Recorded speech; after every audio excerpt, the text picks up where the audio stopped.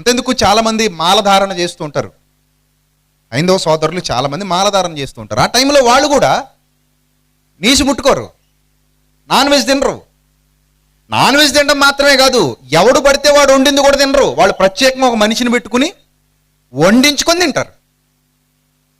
వాళ్ళ నిష్ట చేసినంత కాలం కూడా ఎవడు పడితే వాళ్ళు తినరు. ఇంకా గొప్ప విచిత్రం ఏంటంటే ఎవడు పడితే వాళ్ళని ముట్టుకొని ఎవరు కూడా, నువ్వు టచ్ చేయకు, నన్ను దూరంగా ఉండంటారు. ముట్టుకోవద్దు నన్ను, నేను స్నానం చేసి వచ్చేసా, స్నానం చేసి మళ్ళీ ఇప్పుడు నువ్వు ముట్టుకున్నావు అంటే మళ్ళీ వెళ్ళి స్నానం చేయాలి. సో నువ్వు దూరంగా ఉండు, దూరం జరుగు అంటారు. సో ఇది కూడా మెయింటైన్ చేస్తారు వాళ్ళు. టచ్ చేయొద్దు అంటారు, ఆ డిస్టెన్స్ మెయింటైన్ చేస్తారు.